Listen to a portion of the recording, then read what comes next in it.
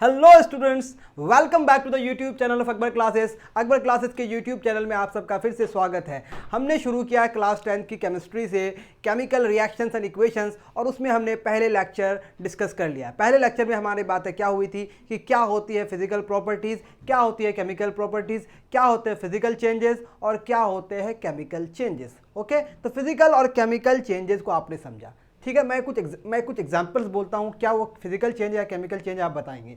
For example कि आपने एक रुमाल को फोल्ड किया, तो ये व्हाट काइंड ऑफ चेंज है, फिजिकल चेंज है कि केमिकल चेंज है? तो आपका जवाब आएगा इट्स अ फिजिकल चेंज। क्यों?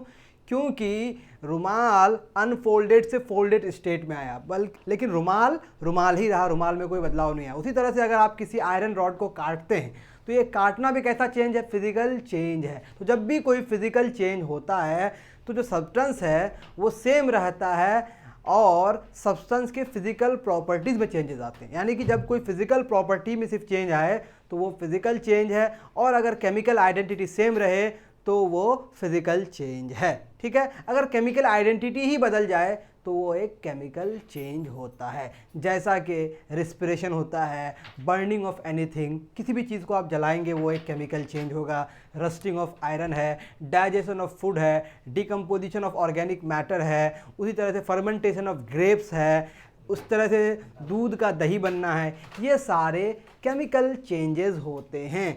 तो केमिकल चेंजेस में नया सब्सटेंस का फॉर्मेशन होगा और फिजिकल चेंज में नए सब्सटेंस का फॉर्मेशन नहीं होगा। What is the criteria of formation of new substance? If chemical combination, if chemical composition changes, then we can say a new substance is formed. if chemical composition remains same, हम बोलेंगे कि भाई नया substance नहीं बना है, और नया सब्सटेंस नहीं बना है तो वह एक फिजिकल चेंज होगा। यहाँ तक बातें हो गई थी। फिर हमने लिखा था कि केमिकल इक्वेशंस क्या होते हैं। तो केमिकल इक्वेशंस क्या होते हैं? केमिकल इक्वेशंस हमारे पास किसी भी केमिकल रिएक्शन का एक सिंबॉलिक रिप्रेजेंटेशन होता है। इस सिंबॉलिक रिप्रेजेंटेशन में आप क्या करते हैं? एलिमेंट्स के लिए सिंबल लिखते हैं, मॉलिक्यूल और कंपाउंड्स के लिए आप फॉर्मूले लिखते हैं। एलिमेंट्स के लिए क्या लिखते हैं? सिंबल लिखते हैं, और मॉलिक्यूल्स और कंपाउंड्स के लिए क्या लिखते हैं? फॉर्मूले लिखते हैं। और एक से ज़्यादा अगर आपके पास रिएक्टेंट हो तो आप प्लस साइन दे के सारे रिएक्टेंट को जोड़ते हैं, और एक से ज़्यादा अगर प्रोडक्ट हो तो प्लस साइन दे के सारे प्रोडक्ट को जोड़ते हैं। और रिएक्टेंट को हम लोग लेफ्ट साइड में लिखते हैं, प्रोडक्ट को राइट साइड में लिखते हैं। यानी कि इस तरह से होगा। ठीक है, रिएक्टेंट इधर हो जाएगा हमारा और ये कन्वर्ट हो जाएगा प्रोडक्ट में। यानी कि एक एरो आपको दर्शाता है कि रिएक्टेंट क्या हो रहा है? कन्वर्ट हो रहा है प्रोडक्ट में। ठीक है, एग्जाम्पल हमने क्या देखा था कि आपने मैग्नीशियम को जलाया, तो मैग्नीशियम हम साथ साथ क्या बता सकते हैं उसका फिजिकल स्टेट? तो मैग्नीशियम का फिजिकल स्टेट क्या होता है? सॉलिड होता है। जब ये जलता है तो ये एटमॉस्फेरिक ऑक्सीजन के साथ रिएक्ट करता है। इसका फिजिकल स्टेट क्या होता है? गैस होता है। एस सॉलिड के लिए यूज़ करते हैं, जी गैस के लिए यूज़ करते हैं, और जलने के बाद, बर्निंग के बाद ये क्या प्रोड्यूस करता है? मैग्नीशियम ऑक्साइड का राख बनाता है, जो फिर से सॉलिड होता है। आई होप आपको यहाँ तक बात समझ आई। ठीक है, ऐसे हम क्या नाम दे दिए? Chemical equation. क्या नाम दे दिए? Chemical equation. इसको हम बोलेंगे एक केमिकल इक्वेशन। क्या बोलेंगे? Chemical equation. तो केमिकल इक्वेशन क्या हो गया? सिंबॉलिक रिप्रेजेंटेशन, जिसमें हम सिंबल्स और फॉर्मूले यूज़ करते हैं किसी केमिकल रिएक्शन को रिप्रेजेंट करने के लिए। अब जितने सारे केमिकल इक्वेशंस होते हैं, केमिकल इक्वेशंस जो है ये एक रिप्रेजेंटेशन है। केमिकल इक्वेशन क्या है? एक रिप्रेजेंटेशन है। अब केमिस्ट्री में एक लॉ है जिसे हम कहते हैं लॉ ऑफ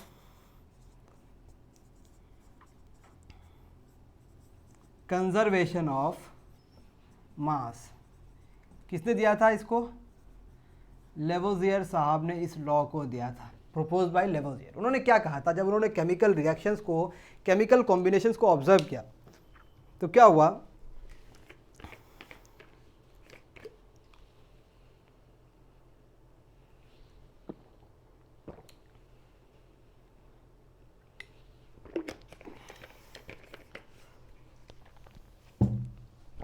हुआ क्या कि केमिकल रिएक्शंस को ऑब्जर्व करने पर उसे पता चला कि जब भी कोई केमिकल रिएक्शन होता है तो उसमें जो रिएक्टेंट का मास है और प्रोडक्ट का मास है, दोनों का मास हमेशा सेम रहता है। क्या मतलब हुआ कि mass of the reactant must be equal to the mass of the product. Reactant बोलेंगे किसे? रिएक्टेंट वह सब्सटेंस जो रिएक्शन में पार्टिसिपेट करता है। तो जितना सब्सटेंस रिएक्शन में पार्टिसिपेट करता है, जितना मास ऑफ द सब्सटेंस रिएक्शन में पार्टिसिपेट करता है वह रिएक्टेंट है। यानी कि law of conservation of mass क्या कहता है कि हमारा जो मास ऑफ रिएक्टेंट होगा या फिर रिएक्टेंट्स होगा, ये किसके बराबर होगा? मास ऑफ प्रोडक्ट के बराबर होगा या फिर प्रोडक्ट्स के बराबर होगा। यानी कि रिएक्टेंट का मास और प्रोडक्ट का मास बराबर होगा। इसको अगर आप कहना चाहें तो कहेंगे in a chemical reaction, in अ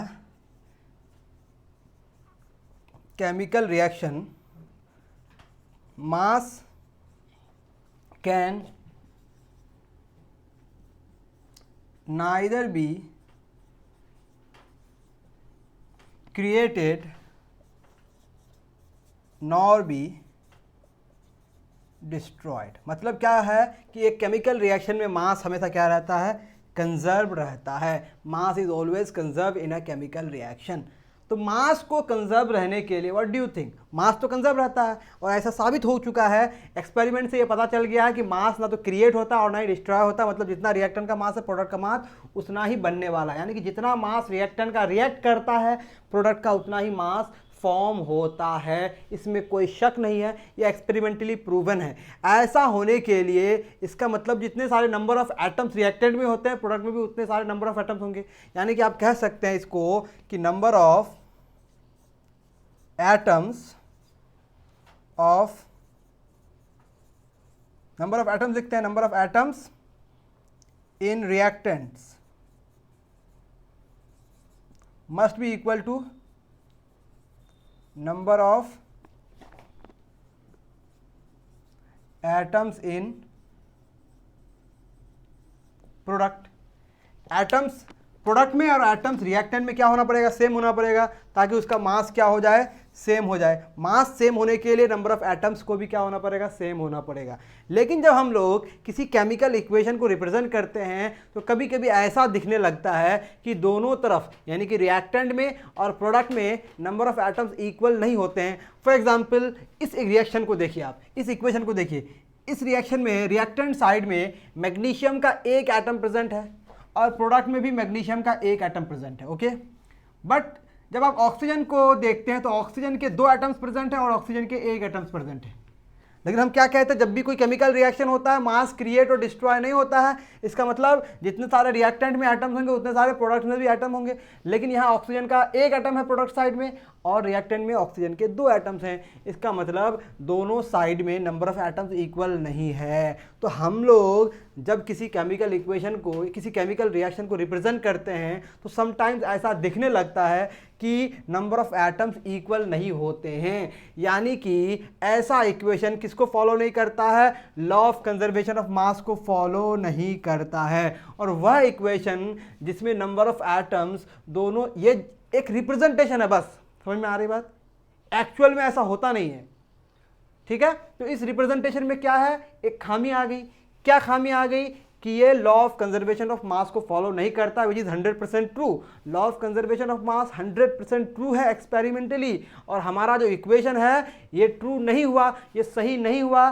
क्यों? क्योंकि ये law of conservation of mass को फॉलो नहीं कर रहा है। यानी कि वह इक्वेशन जो law of conservation of mass को फॉलो नहीं करेगा, जो अबव इक्वेशन है Mg+O2 आपको क्या देता है? MgO। ये अब एक केमिकल इक्वेशन तो है लेकिन इसको हम बोलेंगे अनबैलेंस्ड। क्या बोलेंगे? Unbalanced chemical equation.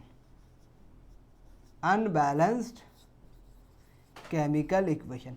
Unbalanced chemical equation को किसी किसी किताब में कहा जाता है स्केलेटल केमिकल इक्वेशन। क्या कहा जाता है? Skeletal chemical equation. स्केलेटल का मतलब कंकाली, मतलब उसमें सारी बात मसल्स नहीं है एक तरह से। क्या नहीं है? मसल्स नहीं है, सॉरी मसल्स, हाँ मसल्स नहीं है, सिर्फ क्या बचा हुआ? हड्डी बचा हुआ है इसमें। तो मसल्स लगाना पड़ेगा, यानी कि क्या करना पड़ेगा, उसको बैलेंस करना पड़ेगा। क्या करना पड़ेगा, बैलेंस। क्यों बैलेंस करना पड़ेगा, क्योंकि लेवोजियर साहब ने कह दिया है कि जब भी कोई केमिकल रिएक्शन होगा मास क्रिएट नहीं होगा, डिस्ट्रॉय नहीं होगा। उन्होंने सिर्फ कहा नहीं है, उन्होंने एक्सपेरिमेंटली इस बात को साबित कर दिया है। लेकिन हम लिखते हैं तो इसमें कमी रह जाती है। इस कमी को पूरा करने का जो प्रोसेस है, इसी प्रोसेस को हम लोग कहते हैं बैलेंसिंग। यानी कि अब हमें एक स्केलेटल केमिकल इक्वेशन को बैलेंस करना पड़ेगा। उससे पहले एक स्केलेटल या फिर अनबैलेंस केमिकल इक्वेशन को डिफाइन कर लेते हैं, फिर हम लोग देखेंगे बैलेंसिंग का प्रोसेस। ठीक है, आई होप आपको यहाँ तक बात समझ आ गई। नहीं आई तो बात आप कह देंगे कमेंट सेक्शन पे, हम नेक्स्ट लेक्चर पे इसको और डिटेल कर देंगे। ठीक है, अब देखें तो अनबैलेंस्ड केमिकल इक्वेशन किसे बोलेंगे, unbalanced chemical equation. Unbalanced chemical equation किसे बोलेंगे हम लोग, केमिकल इक्वेशन, ऐसा केमिकल इक्वेशन जिसमें number of atoms present in the reaction side are not equal to the number of atoms present in the product side। समझ में आ रही बात। A chemical equation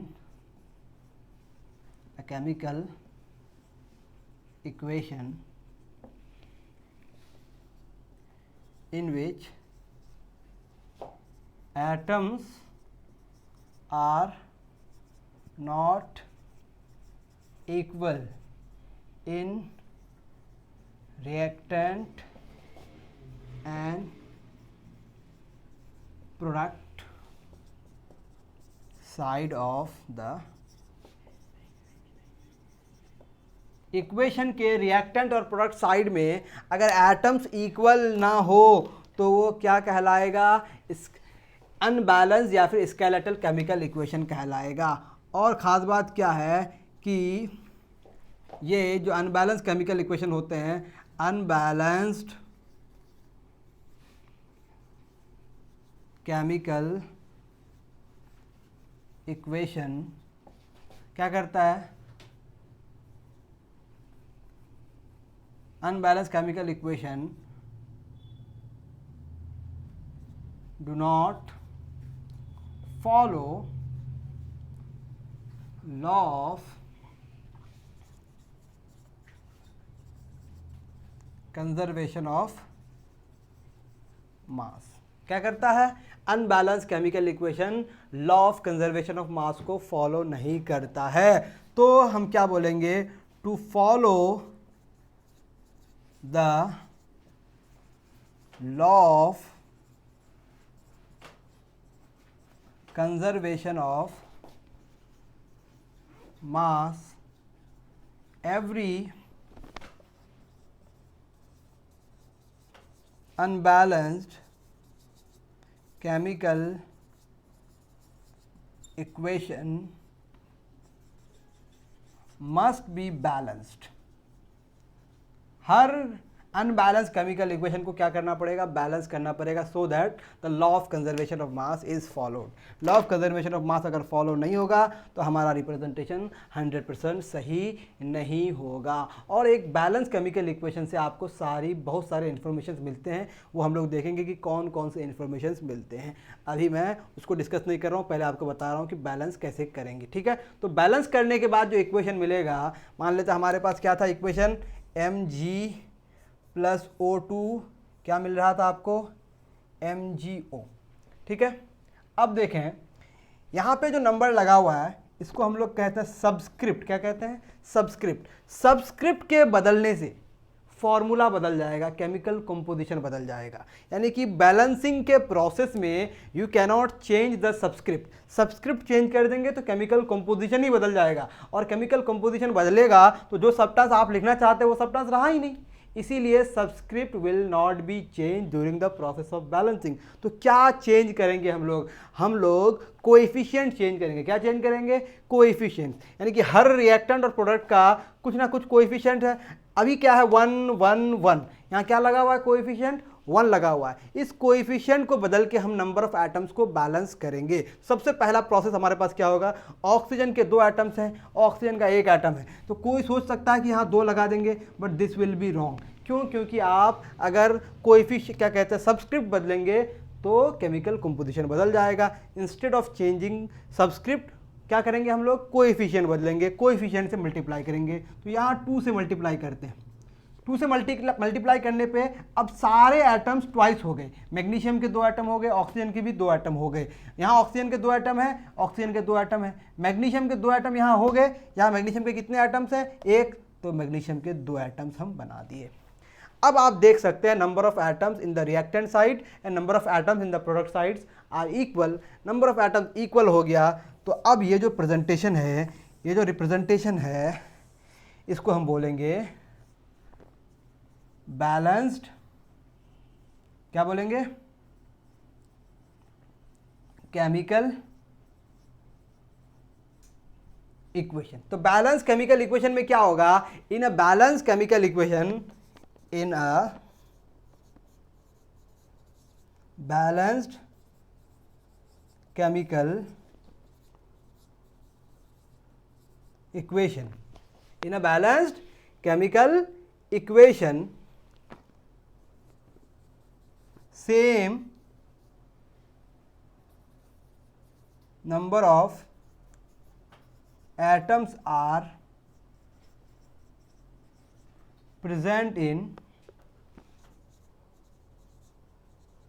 reactants and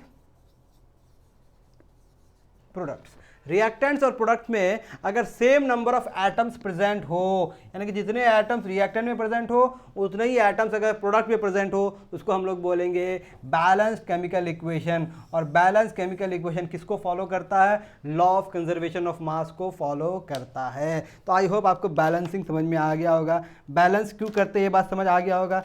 अब कुछ रिएक्शंस को हम लोग बैलेंस करेंगे जिससे आपकी प्रैक्टिस हो जाएगी। अब आपके बुक में बैलेंसिंग का दिया हुआ एक प्रोसेस जिसको हम लोग कहते हैं हिट एंड ट्रायल मेथड, यानी कि आप किसी नंबर को हिट करेंगे और ट्राई करेंगे। और ये हिट एंड ट्रायल मेथड क्या होता है कि आप गलत भी कर सकते हैं। तो हम अपने मैथमेटिकल लॉजिक को एडवांस करेंगे, यानी कि इतनी प्रैक्टिस करेंगे कि हमें हिट और ट्रायल मेथड करना ही नहीं हो, हम सीधा ऐसे नंबर को वहाँ पुट करें जिससे हमारा इक्वेशन बैलेंस हो जाए। इसके लिए आपको मैथमेटिकली थोड़ा स्ट्रांग होना पड़ेगा, आपके मैथमेटिकल लॉजिक्स इसमें लगाने पड़ेंगे, माइंड कैलकुलेशंस करने पड़ेंगे। अगर आप वो कर लिए, बेसिक कैलकुलेशंस होते हैं जो आपको करने पड़ेंगे, अगर आप वो कर लिए ढंग से तो आपके इक्वेशंस बैलेंस हो जाएंगे। अगर आप नहीं कर पाए तो आप फिर जितने सारे रूल्स पढ़ लें, कोई भी रूल्स आपको मदद नहीं कर सकता है। ठीक है, तो हम कुछ बेसिक्स लिखते हैं और उसको बैलेंस करने की कोशिश करते हैं। ठीक है, फॉर एग्जांपल मैंने लिखा H2 + O2। अभी हम फिजिकल स्टेट को मेंशन नहीं करेंगे because we are in the process of balancing. ठीक है, H2 + O2 क्या बन गया, H2। ठीक है, अब इस रिएक्शन में, इस इक्वेशन में आप देख सकते हैं हाइड्रोजन के 2 एटम्स, हाइड्रोजन के 2 एटम्स बैलेंस्ड, ऑक्सीजन के 2 एटम्स, ऑक्सीजन का 1 एटम्स नॉट बैलेंस। ठीक है, ये बैलेंस नहीं है। अब बैलेंस नहीं है तो बैलेंस करेंगे तो क्या करेंगे, ऑक्सीजन के 2 एटम्स हैं, ऑक्सीजन के 1 एटम्स हैं, तो ऑक्सीजन के एटम को 2 करने के लिए यहाँ कितना से मल्टीप्लाई करेंगे, 2 से। अब ऑक्सीजन 2 हो गया, लेकिन हाइड्रोजन कितने हो गए, हाइड्रोजन को 2 से गुना कर दिए तो कितना बन गया, हाइड्रोजन 4 बन गया, तो यहाँ भी 2 से गुना कर दिए। अब ये बैलेंस हो गया। अब ये जो नंबर्स हैं, 2 यहाँ पे मल्टीप्लाइड है, यहाँ पे कितना मल्टीप्लाइड है, 1, और यहाँ पे कितना मल्टीप्लाइड है, 2। ये जो नंबर्स हैं, ये नंबर्स कहलाते हैं स्टोइकियोमेट्रिक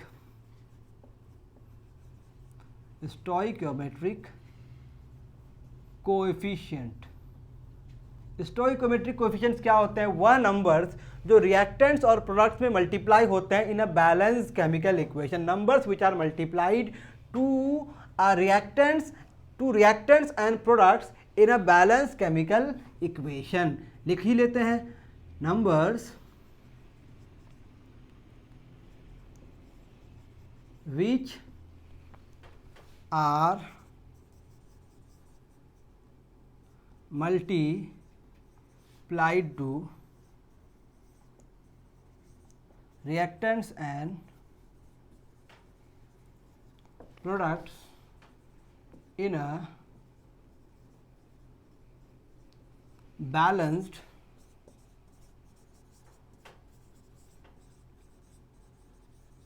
केमिकल इक्वेशन। जब इक्वेशन बैलेंस रहता है, उस बैलेंस केमिकल इक्वेशन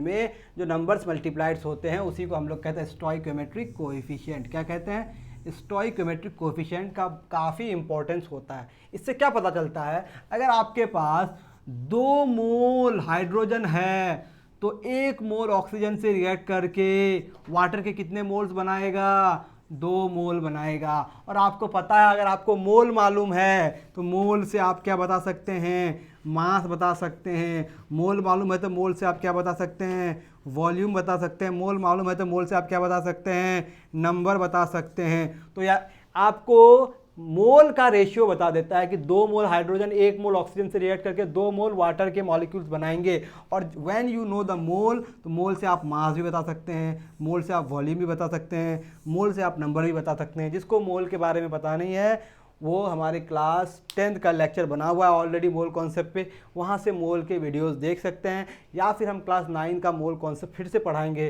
तो वहाँ से देख सकते हैं, या फिर किसी और सोर्स से मोल के बारे में पढ़ सकते हैं, क्योंकि मोल बहुत इंपॉर्टेंट होता है। ठीक है, तो मोल कॉन्सेप्ट को अप्लाई करके आप स्टोइकोमेट्रिक कोएफिशिएंट्स की मदद से बहुत सारे सवाल बना सकते हैं रिलेटेड टू दी रिएक्शन। तो ये बैलेंसिंग का प्रोसेस आपको समझ में आ गया। ठीक है, जितना ज़्यादा प्रैक्टिस करेंगे उतना आपके लिए आसान होगा।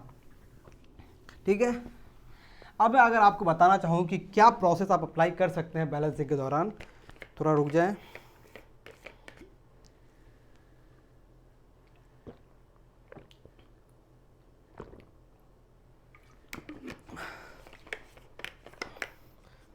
एनसीईआरटी में एक बैलेंसिंग है Fe प्लस H2O।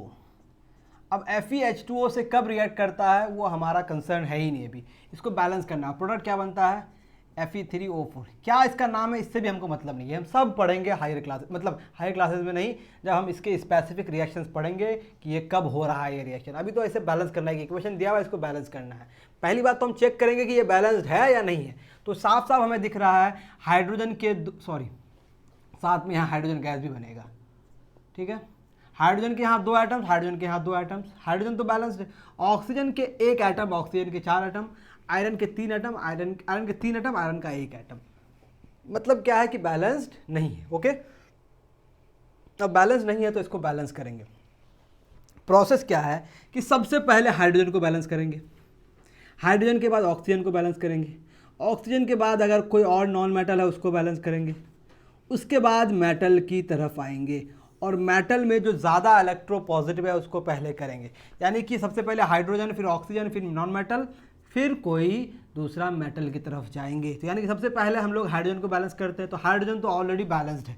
अब ऑक्सीजन की तरफ दिमाग लगाते हैं। ऑक्सीजन के कितने एटम्स हैं, यहाँ 4 एटम्स हैं, यहाँ ऑक्सीजन के कितने एटम्स हैं, 1। तो ऑक्सीजन को 4 बनाने के लिए हम यहाँ 4 तो लगा नहीं सकते हैं, because this is the what, जिसको हम लोग बोलते हैं सबस्क्रिप्ट, और सबस्क्रिप्ट को चेंज नहीं कर सकते। तो यहाँ कितना से मल्टीप्लाई करेंगे, 4 से मल्टीप्लाई करेंगे। नाउ ऑक्सीजन कितना हो गया, 4 हो गया। हाइड्रोजन को क्यों नहीं बैलेंस किया, क्योंकि हाइड्रोजन ऑलरेडी बैलेंस था। तो हाइड्रोजन के बाद कहाँ आएंगे, ऑक्सीजन के पास। तो ऑक्सीजन के कितने एटम्स हैं, 4 एटम्स तो लगा दिए, ऑक्सीजन 4 हो गया। अब यहाँ हाइड्रोजन कितना हो गया, 8 हो गया। तो हाइड्रोजन को 8 बनाने के लिए हमारे पास कोई सिस्टम है, 4 से मल्टीप्लाई कर दिए। अब यहाँ आयरन 3 है तो आयरन को 3 से मल्टीप्लाई कर दिए। अब आप साफ साफ देख सकते हैं कि बैलेंस्ड है कि नहीं। जब आपको कन्फ्यूजन हो इस तरह से दिमाग लगाने के लिए तो आप क्या करेंगे, लिखेंगे, रिएक्टेंट लिखेंगे और प्रोडक्ट लिखेंगे। ठीक है, रिएक्टेंट और प्रोडक्ट में एलिमेंट्स तो सेम रहेंगे ना, मतलब आयरन होगा, हाइड्रोजन होगा और ऑक्सीजन होगा। ठीक है, अब आयरन रिएक्टेंट में कितना है, 3, प्रोडक्ट में भी कितना है, 3, बराबर हो गया। हाइड्रोजन रिएक्टेंट में कितना है, 4 2 8, और प्रोडक्ट में कितना है, 4 2 8, बराबर हो गया। ऑक्सीजन 4 1 4 एंड 4, यानी कि नंबर ऑफ एटम्स बराबर है कि नहीं, बराबर है। तो ये कैसा हो गया, ये मान लेंगे, हम इसको बोलेंगे कि अबव इक्वेशन इज बैलेंस्ड। क्या हो गया, above equation is balanced. I hope आपको बात समझ आई होगी कि ये इक्वेशन बैलेंस्ड क्यों हो गया। ठीक है, चलिए अब और लिखते हैं, कुछ सिंपल करते हैं, कुछ टफ करते हैं, फिर एनसीईआरटी के क्वेश्चंस बना लेंगे और ये बैलेंसिंग का प्रोसेस आज खत्म कर देंगे। टाइप्स ऑफ केमिकल इक्वेशन को हो सकता है अगले क्लास में शुरू करें। ठीक है, बैलेंसिंग, कुछ रिएक्शन दिए हुए हैं। एक रिएक्शन है CS2 प्लस O2, ये बना रहा है CO2 plus SO2, CO2 plus SO2, very interesting. CS2 को O2 से रिएक्ट कराएंगे तो क्या बन रहा है, CO2 प्लस SO2 बन रहा है। Now look at the equation, is it balanced? अगर बैलेंस होगा तो कार्बन और कार्बन के बराबर होगा, है। सल्फर के 2 एटम्स है, सल्फर का 1 एटम है, नॉट बैलेंस्ड। ऑक्सीजन का यहाँ 2 एटम, ऑक्सीजन के यहाँ 2 और 2 4 एटम, ठीक है। तो सबसे पहले हम किसको बैलेंस करेंगे, क्या था, क्या प्रोसेस है? प्रोसेस है कि हम सबसे पहले बैलेंस करेंगे हाइड्रोजन को, हाइड्रोजन यहाँ प्रेजेंट नहीं है। अब बैलेंस करेंगे किसको, ऑक्सीजन को। ऑक्सीजन को बैलेंस करने के लिए यहाँ ऑक्सीजन के 2 एटम्स है, यहाँ ऑक्सीजन के 4 एटम्स है, तो आप यहाँ कितना से मल्टीप्लाई करना चाहेंगे, 2 से मल्टीप्लाई। अभी लिखना नहीं है, बस देखते रहिए, कितना से मल्टीप्लाई करेंगे, 2 से मल्टीप्लाई करेंगे, ठीक है। ध्यान रहे, जो हम बताए आपको ट्रिक, वो ट्रिक हमेशा काम आएगा कि नहीं, वो अभी आपको पता चल जाएगा। ऑक्सीजन 4 हो गए, ठीक है। अब यहाँ सल्फर के कितने एटम्स है, 2, तो सल्फर को बैलेंस करना है आप, तो सल्फर को बैलेंस करने के लिए यहाँ कितना से मल्टीप्लाई करेंगे, 2 से। जो ही 2 से मल्टीप्लाई किया, ऑक्सीजन 2 दूनी 4 और 2 कितना हो गया, 6, यानी, और यहाँ ऑक्सीजन कितना है, 4, तो मतलब ऑक्सीजन बैलेंस नहीं है, मतलब यहाँ कितना से मल्टीप्लाई करना पड़ेगा, 3 से मल्टीप्लाई करना पड़ेगा। यानी इससे पहले जो आप कर रहे थे वो ट्राई आपका क्या हो गया, फेल हो गया। इसीलिए मैं कह रहा हूँ कि आप कहीं से भी शुरू करें, अगर आप अपना मैथमेटिकल लॉजिक अप्लाई कर सकते हैं तो मामला ठीक हो जाएगा। अब देखें, ऑक्सीजन के कितने एटम्स हो गए, 6, ऑक्सीजन के 2 और 2 2 4 है कि नहीं। यहाँ 2 प्लस 2 इंटू 2 कितने हो गए, 2 प्लस 4 कितने हो गए, 6। यहाँ देखिए 3 इंटू 2 कितने हो गए, 6। तो ऑक्सीजन के 6 एटम्स है, सल्फर के कितने एटम्स है, 2, सल्फर के कितने एटम्स हैं, 2, कार्बन के कितने एटम्स है, 1, कार्बन के कितने एटम्स है, 1। ये क्या कहलाया, बैलेंस्ड केमिकल इक्वेशन कहलाया। क्या कहलाया, बैलेंस्ड केमिकल इक्वेशन, ठीक है।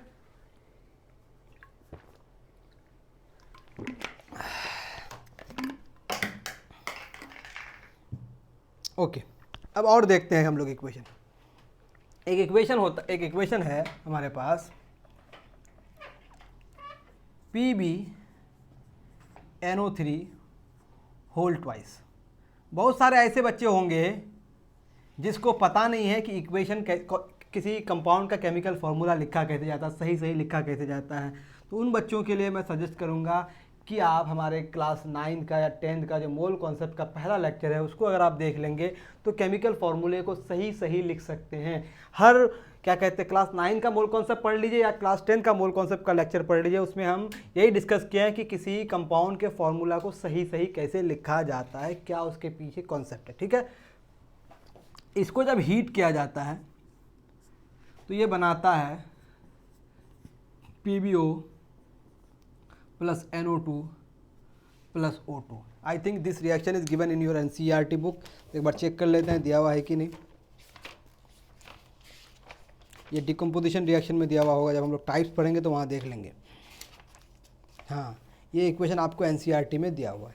3 प्रोडक्ट बनने, PbO plus NO2 plus O2, ठीक है। अब देखें इसको बैलेंस कैसे करेंगे, ज़रा ध्यान लगाएंगे हम लोग। ऑक्सीजन 2 4 और 1 5। ऑक्सीजन के यहाँ कितने एटम्स, 3 2 6, यहाँ 6 है, उधर 5 है, तो आप क्या बोलेंगे भाई, यहाँ 2 लगा देते हैं। जो यहाँ 2 लगाएंगे ऑक्सीजन 6 हो गया, इधर भी 6 हो गया। लेकिन 2 लगाने के साथ साथ लेड कितना हो गया, 2, और यहाँ लेड कितना है, 1, तो यहाँ 2 लगाना पड़ेगा। जो ही यहाँ लेड 2 लगाए तो अब कितना हो गया, 2।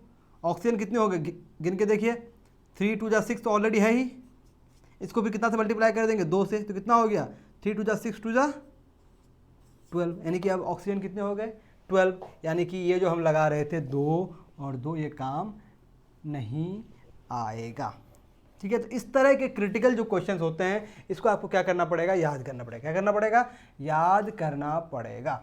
देखिए यहाँ हमने 2 लगाया, यहाँ हमने 2 लगाया, ठीक है। अब यहाँ हमारे पास ऑक्सीजन बैलेंस हो रहा है कि नहीं, देखिए ऑक्सीजन अभी बैलेंस नहीं है। 3 2 6, 2 इंटू 3 इंटू 2 कितना हो गया, 12। नाइट्रोजन को देखते हैं, ऑक्सीजन का हो गया। अब नाइट्रोजन को अगर हम लोग देखेंगे तो नाइट्रोजन कितना हो रहा है, देखिए नाइट्रोजन 2 इंटू 2 कितना हो गया, 4। नाइट्रोजन कितने हो गए, 4। लेड कितना है, लेड कितना है 2, लेड इधर भी कितना है 2 है। अब यहाँ ऑक्सीजन यहाँ 12 है, अब इधर ऑक्सीजन कितने हैं 2, 2 4 और 2 6। नाइट्रोजन कितना है 4, नाइट्रोजन यहाँ कितना है 1, तो यहाँ 4 लगाते हैं। जो ही 4 लगाए नाइट्रोजन कितने हो गए 4 2 ज़ा, सॉरी नाइट्रोजन कितने हो गए यहाँ पे 4, नाइट्रोजन इधर भी 4। अब ऑक्सीजन गिनते हैं, इधर ऑक्सीजन को इधर गिनते हैं हम लोग, 2 प्लस 4 2 ज़ा 8 प्लस 2 कितना हो गया 2 प्लस 8 प्लस 2 कितना हो गया 12, इधर भी 12, इधर भी 12। तो आप अब साफ साफ देख सकते हैं कि ये क्या है, बैलेंस है। तो स्टोइकोमेट्रिक कोएफिशिएंट कितना हो गया 2 2 4 1, ये हो गया स्टोइकोमेट्रिक रेशियो जो आपको रखना है याद। ठीक है, आई होप आपको बात समझ आई होगी। ठीक है, और भी कुछ बैलेंसिंग कर लेते हैं हम लोग, कुछ और एग्जांपल्स देख लेते हैं बैलेंसिंग का। एक रिएक्शन लिखते हैं, आप पहले बताएंगे कि ये बैलेंस्ड है या नहीं है। कुछ इक्वेशंस ऑलरेडी बैलेंस होते हैं, ऐसा नहीं कि आँख बंद करके बैलेंस करना शुरू कर दी। CaCO3 है, ये बनाता है CaO प्लस CO2। तो इस इक्वेशन को देखिए, क्या इस बैलेंस्ड है, तो calcium 1 calcium 1, carbon 1 carbon 1, oxygen 3 oxygen 2 और 1 3, बैलेंस्ड, कोई दिक्कत ही नहीं है, ऑलरेडी बैलेंस्ड है।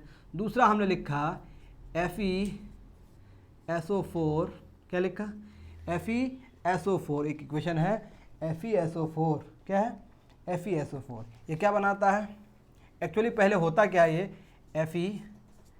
FeSO4 into 7H2O crystalline form में होता है, इसको हीट करते हैं तो ये बनाता है पहले FeSO4 प्लस 7H2O।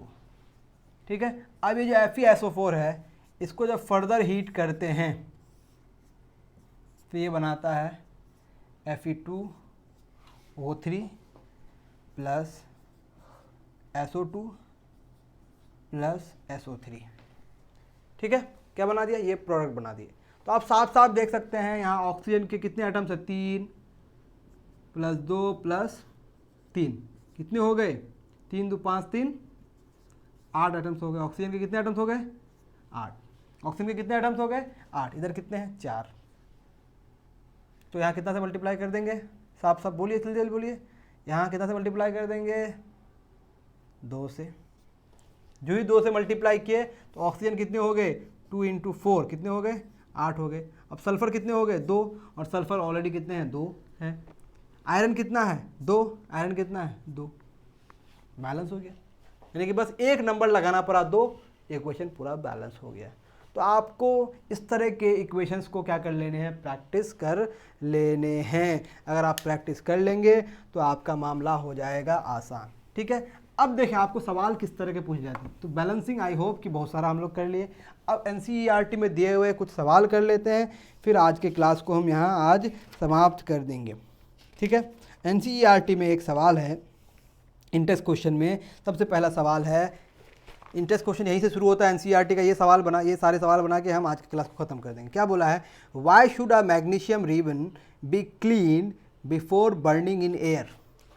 जब आप मैग्नीशियम रिबन को जलाते हैं तो क्या बनता है, मैग्नीशियम ऑक्साइड बनता है। तो उसको जलाने से पहले इसे साफ़ करना पड़ता है, सैंड पेपर से उसको क्लीन करते हैं। क्यों क्लीन करते हैं, क्योंकि मैग्नीशियम एक रिएक्टिव मेटल होता है। इसको जब रखा जाता है लंबे समय तक तो चांसेस है कि वो ग्रेजुअली धीरे धीरे एटमॉस्फेरिक ऑक्सीजन से रिएक्ट करके एक लेयर बना लिया हो उसके सरफेस पे already, which is magnesium oxide. तो उसको जलाने में, उसको जलने में कठिनाई होगी, मुश्किल होगी, क्योंकि उसके ऊपर एक ऑलरेडी मैग्नीशियम ऑक्साइड का लेयर बन चुका है। तो वो आसानी से जल सके, क्लीन फ्लेम दे, इसीलिए उसको पहले क्या किया जाता है, साफ़ किया जाता है। यानी कि अगर वो साफ़ नहीं किया हुआ होगा तो वो ठीक से जलेगा नहीं। क्यों, क्योंकि उसके ऊपर एक मैग्नीशियम ऑक्साइड का लेयर चढ़ा हुआ रहता है, क्योंकि उसको रखने पर वो ऑक्सीजन से रिएक्ट कर लेता है। ये सवाल का जवाब आपको समझ में आ गया। अब है हमारे पास सवाल, right the balanced equation for the following chemical reaction. Chemical reactions दिए हुए हैं, उसका क्या लिखना है आपको, बैलेंस्ड इक्वेशन लिखना है। क्या लिखना है, बैलेंस्ड इक्वेशन। पहला क्या दिया हुआ है, एक नंबर तो आप बना दिए, 2 नंबर देखिए आप। 2 नंबर में पहला सवाल है कि आपने हाइड्रोजन लेना है, हाइड्रोजन का रिएक्शन कराना है क्लोरीन के साथ। हम तो कोई भी रिएक्शन कर सकते हैं, लेकिन NCERT के सवाल अगर आपको करके दूं मैं तो इससे आपको मदद होगी। बनता क्या है, हाइड्रोजन क्लोराइड। अब आपको ये याद करने की ज़रूरत नहीं कि क्या बनेगा, जब हम लोग रिएक्शंस पढ़ेंगे तब आपको याद करना है। इस तरह के सवाल आपको दिए हुए रहेंगे, तो इसको आपको क्या लिखना है, इक्वेशन में लिखना है, और उस इक्वेशन को बैलेंस भी करना है। सबसे पहले हाइड्रोजन जब लिखा हुआ रहे तो हाइड्रोजन मॉलिक्यूलर फॉर्म में H2 के फॉर्म में रहता है, ठीक है, और क्लोरीन मॉलिक्यूलर फॉर्म में Cl2 के फॉर्म में रहता है, और HCl जो हाइड्रोजन क्लोराइड जो है वो HCl के फॉर्म में रहता है। काम की बात यह है, पते की बात यह है कि ये सब गैस है। ये आपको याद है तो ठीक, नहीं है तो कोई बात नहीं। कभी कभी सवाल में पूछ देता है कि फिजिकल स्टेट भी मेंशन कीजिए, तो कुछ पर्टिकुलर इक्वेशंस आप एटलीस्ट एनसीईआरटी में जितने सारे इक्वेशंस हैं उसके फिजिकल स्टेट्स अगर याद रख लेंगे तो आपके लिए बेहतर होगा, ठीक है। हाइड्रोजन के 2 एटम्स, हाइड्रोजन का 1 एटम, क्लोरीन का 1 एटम, हाइड्रोजन का 2 एटम, क्लोरीन का 2 एटम, हाइड्रोजन का 1 एटम, क्लोरीन का 1 एटम, तो बस यहाँ 2 से मल्टीप्लाई कर दो, बैलेंस्ड हो गया। पहला सवाल बन गया। दूसरा सवाल देखिए आप, दूसरा सवाल क्या है, बेरियम क्लोराइड को एल्यूमिनियम सल्फेट के साथ रिएक्ट करा रहे हैं। किसके साथ, बेरियम क्लोराइड का रिएक्शन करा रहे हैं, किसके साथ, एल्यूमिनियम सल्फेट के साथ,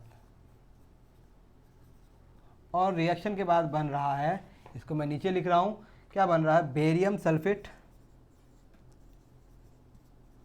देखिए अब इस तरह के रिएक्शन के लिए आपको फॉर्मूला आना पड़ेगा कि बेरियम सल्फेट का सही फॉर्मूला कैसे लिखा जा सकता है। तो मैं फिर से कह रहा हूँ, जिसको नहीं आता है वो कृपया करके प्लीज़ क्लास 10 का मोल कॉन्सेप्ट का लेक्चर देखें, अकबर क्लासेस के चैनल पे अवेलेबल है, या फिर क्लास 9 के मोल कॉन्सेप्ट का लेक्चर देखें। पहले 1 या 2 लेक्चर में यही बातें डिस्कस की गई है, आप वहाँ जाके देख लें, ठीक है। साथ में क्या बनेगा हमारा, एल्यूमिनियम क्लोराइड। क्या बनेगा, एल्यूमिनियम, कि जब तक वैलेंसी और चार्ज का पता नहीं रहेगा आपको कि किस पे कितना चार्ज होता है, तब तक आप सही सही फॉर्मूले लिख नहीं सकते हैं। तो बेरियम क्लोराइड के लिए फॉर्मूला होता है BaCl2। एल्यूमिनियम सल्फेट के लिए फॉर्मूला होता है Al2SO4 होल थ्राइस, ठीक है। इस तरह की चीज़ें आप याद कैसे रखेंगे, एल्यूमिनियम जो होता है 3+ आयन बनाता है, सल्फेट जो है 2- आयन बनाता है, और जब भी कोई कंपाउंड बनता है तो उस पर टोटल चार्जेस क्या होते हैं, बैलेंस्ड होते हैं। इस पर 3 पॉजिटिव चार्ज है, इसमें 2 नेगेटिव चार्ज है।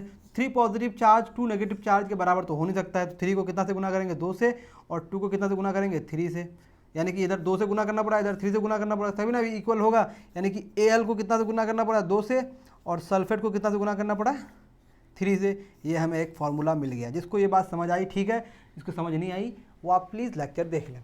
प्रोडक्ट क्या बनते हैं, प्रोडक्ट हमारा बनता है बेरियम सल्फेट। बेरियम सल्फेट का फार्मूला होता है BaSO4, और अल्मोनियम क्लोराइड का फार्मूला होता है AlCl3। क्या ये बैलेंस्ड है, तो सल्फेट के यहाँ 3 आयंस हैं, तो यहाँ 3 से मल्टीप्लाई कर दिए, सल्फेट के 3 आयंस हो गए। अब बेरियम कितने हो गए, 3, तो बेरियम को यहाँ 3 कर दिए, बेरियम को क्या कर दिए, 3 कर दिए। अब क्लोरीन कितना हो गया, क्लोरीन 3 × 6 हो गया, यहाँ क्लोरीन कितने हैं, 3 है। अल्मोनियम के कितने हैं, 2, अल्मोनियम का कितना है, 1, तो यहाँ 2 से मल्टीप्लाई कर दिए, तो अल्मोनियम 2 हो गया, और क्लोरीन भी कितना हो गया, 6 हो गया। अब ये एक बैलेंस केमिकल इक्वेशन हो गया। तो ये 2 सवाल बन गए। अब आगे क्या है, आपको पूरा का पूरा रिएक्शन ही दिया हुआ है, उसको आपको बनाना है इक्वेशन के फॉर्म में। क्या बोला है, right the balance chemical equation with state symbol for the following reaction. मैंने कहा ना कि आपको पूछा, सॉरी इससे पहले एक और इक्वेशन है, उसको भी बना लेते हैं, फिर आगे बढ़ते हैं, ठीक है। इन इक्वेशंस को आप मेरे साथ अगर कर लेंगे, प्रैक्टिस हो जाएगा, और लिख के प्रैक्टिस अगर करेंगे तभी आपको याद रहेगा। केमिकल इक्वेशन को, रिएक्शंस को याद रखने का एक ही तरीका है कि आप इसे लिखें। अगर आप लिखेंगे तो याद रहेगा, नहीं लिखेंगे तो याद नहीं रहेगा। तीसरे नंबर पे क्या है, तीसरे नंबर पे आपको दिया हुआ है सोडियम प्लस वाटर। क्या दिया हुआ है, सोडियम प्लस वाटर। आप सबको पता है कि सोडियम पानी को देखते ही पागल हो जाता है, और रिएक्शन के बाद क्या बनाता है, बहुत ही ज़्यादा एक्सोथर्मिक रिएक्शन होता, बनता है सोडियम हाइड्रोक्साइड। क्या बनता है, सोडियम हाइड्रोक्साइड, और साथ में हाइड्रोजन गैस का निर्माण होता है। तो सोडियम के लिए सिंबल क्या होता है, Na। जिसको पता नहीं है मैं बता दूं कि सोडियम का लैटिन नेम होता है नाइट्रियम, वहाँ से ये सिंबल आता है Na। और वाटर का सिंबल, सॉरी फॉर्मूला होता है H2O, और सोडियम हाइड्रोक्साइड का फॉर्मूला होता है NaOH, और हाइड्रोजन का H2। नाउ अगर आप इस पर गौर करेंगे तो देख सकते हैं आप कि यहाँ सोडियम का एक एटम, यहाँ सोडियम का एक एटम, हाइड्रोजन के दो एटम, हाइड्रोजन का एक और दो तीन, ऑक्सीजन एक, ऑक्सीजन एक। तो हाइड्रोजन ही अनबैलेंस्ड है, तो सबसे पहले हाइड्रोजन को ही बैलेंस करते हैं। तो हाइड्रोजन को हम, यहाँ तीन है, यहाँ तीन तो बना नहीं सकते हैं, बल्कि चार बना सकते हैं। चार बना दिए तो इधर भी चार बनाने के लिए हमारे पास मामला आसान है। दो और दो कितने हो गए, चार हो गए। टू और टू कितने हो गए, फोर हो गए, होए कि नहीं। अब ऑक्सीजन दो हो गया, सोडियम दो हो गया, बस सोडियम को यहाँ दो कर दिए, पूरा का पूरा बैलेंस्ड हो गया। अब अगला सवाल जो है आपका 3 नंबर पे, 3 नंबर पे क्या है कि आपको कुछ केमिकल रिएक्शंस दिए हुए हैं, उन केमिकल रिएक्शंस को बैलेंस्ड इक्वेशन के फॉर्म में लिखना है, साथ में उसका फिजिकल स्टेट मेंशन करना ही है। अभी जो सवाल था इसमें फिजिकल स्टेट मेंशन नहीं करना था, इसमें आपको फिजिकल स्टेट मेंशन करना है। क्या बोल रहा है, सोल्यूशन ऑफ बेरियम क्लोराइड, क्या बोला है, सोल्यूशन ऑफ बेरियम क्लोराइड। तो बेरियम क्लोराइड का सोल्यूशन क्या बोला है, बेरियम क्लोराइड का सोल्यूशन। तो BaCl2 लेंगे आप, ये बेरियम क्लोराइड होगा। इसका सोल्यूशन का मतलब हमेशा वाटर के साथ सोल्यूशन बनाएगा, जब बोले नहीं कि किसके साथ सोल्यूशन बना रहा है। तो AQ मतलब एक्वस सोल्यूशन, मतलब barium chloride is dissolve in water, ठीक है। Barium chloride and sodium sulphate in water, ठीक है। सोडियम सल्फेट क्या हो जाएगा, Na2SO4, ये भी क्या है, एक्वस है। इसके रिएक्शन के बाद क्या बन रहा है, to give insoluble barium sulphate. क्या बना रहा है, इनसॉल्युबल बेरियम सल्फेट। जो बेरियम सल्फेट बन रहा है ये इनसॉल्युबल है, और जो इनसॉल्युबल सब्सटेंस है, मैंने कहा था प्रिसिपिटेट, क्या कहा था, प्रिसिपिटेट इज एक्चुअली इनसॉल्युबल, और उसके लिए सिंबल हम लोग क्या देते हैं, एरो डाउन, ठीक है। ये हो गया इनसॉल्युबल सॉलिड। साथ में क्या बन रहा है, सोडियम क्लोराइड, ठीक है। हम ऐसे भी प्रोडक्ट लिख सकते हैं, लेकिन सवाल में जो लिखा हुआ उसके हिसाब से हम पढ़ते हैं। क्या बोला है, सोडियम क्लोराइड, और NaCl सोडियम क्लोराइड को कहते हैं, ये भी क्या है, एक्वस है। बैलेंस बाद में करेंगे, पहले सवाल को पढ़ते हैं और फिर लिखते हैं। क्या बोला, solution of barium chloride and sodium sulphate in water बोले तो एक्वस हो गया, ठीक है। React to give what, barium sulphate. क्या बोला है, बेरियम सल्फेट, कैसा, insoluble, and the solution of sodium chloride, ठीक है। ये दिया हुआ है। अब इसको बैलेंस करना, क्या ये बैलेंस्ड है, बेरियम का एक एटम, सल्फेट का एक आयन, सोडियम 2, सोडियम 1, मामला गड़बड़ है। क्लोरीन 2, क्लोरीन 1, तो सोडियम के सामने 2 से मल्टीप्लाई कर दिया, क्लोरीन 2 हो गया, क्लोरीन इधर भी 2 हो गया, बैलेंस हो गया। यानी कि ये पहला सवाल बन गया। दूसरा सवाल क्या कह रहा है, इसको ध्यान से पढ़ेंगे। Sodium hydroxide solution in water, sodium hydroxide solution in water मतलब एक्वस, सोल्यूशन इन वाटर का मतलब aqueous. Sodium hydroxide solution in water reacts with hydrochloric acid, solution in water. किसके साथ, हाइड्रोक्लोरिक एसिड। क्या होता है, HCl, किसमें सोल्यूशन है, एक्वस। जब भी एसिड होगा तो एक्वस होना ही है, वो तो तय है, ठीक है। टू प्रोड्यूस सोडियम क्लोराइड, और सोडियम क्लोराइड तो एक्वस होता ही है। और साथ में क्या बनेगा, साथ में बनेगा H2O। क्या बनेगा, H2O विच इज लिक्विड। हम पढ़ लेते हैं लिखा हुआ है कि नहीं, एंड वाटर साफ साफ लिखा हुआ है, तो H2O लिक्विड है। यानी कि NaOH HCl के साथ रिएक्ट करके NaCl प्लस H2O बनाएगा। ये क्या है, एक, आप सबको पता है, ये एक बेस है और ये क्या है, एक एसिड है। तो एसिड और बेस जब रिएक्ट करता है क्या बनता है, सॉल्ट बनता है, और साथ में क्या बनता है, वाटर बनता है। तो क्या ये एक न्यूट्रलाइजेशन रिएक्शन नहीं है, तो हाँ एक न्यूट्रलाइजेशन रिएक्शन है। तो इसमें सारा स्टेट मेंशन हो गया कि किस कंडीशन में रिएक्शन हो रहा है। अब इसमें बैलेंसिंग करेंगे हम लोग, बैलेंस है कि नहीं। सोडियम का एक एटम, ऑक्सीजन एक, हाइड्रोजन 1 और 1 2, हाइड्रोजन 2, क्लोरीन एक, मतलब ये ऑलरेडी बैलेंस्ड है। तो ये सवाल हम लोग बना लिए। तो आज के लेक्चर में हम लोग क्या क्या डिस्कस किए, एक बार मैं आपको बता दूं कि आज के लेक्चर में हमने डिस्कस किया कि भाई कोई केमिकल इक्वेशन बैलेंस कब होता है और अनबैलेंस कब होता है, और किसी अनबैलेंस केमिकल इक्वेशन को बैलेंस क्यों करते हैं, और बैलेंसिंग का प्रोसेस कैसे होता है। ये सारी बातें आज के लेक्चर में कर लिए हम लोग। अब टाइप्स ऑफ केमिकल रिएक्शन का एक लेक्चर हम लोग करेंगे, देखेंगे उसमें कितना कवर कर पाते हैं, फिर हम लोग धीरे धीरे चैप्टर को ख़त्म करेंगे। आज के लिए इतना ही, दीजिए इजाज़त, मिलते हैं अगले क्लास में। Thank you very much.